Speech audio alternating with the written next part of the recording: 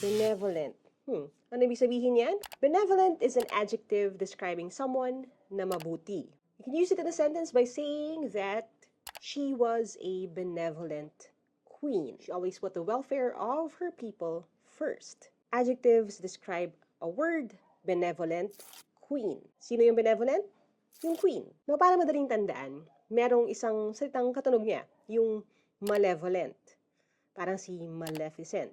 Yung malevolent ay kabaliktaran or antonym, anti-name ng benevolent.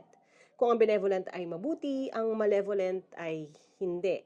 Yung ben at mal ay makikita nyo rin sa iba't iba pang mga salita. If a mass or tumor is not cancerous, siya ay benign. Kung cancerous naman siya, siya ay malignant. Now, the best way for you to remember it would be to use it in a sentence. So go ahead and type it sa comment section and don't forget to follow me for more.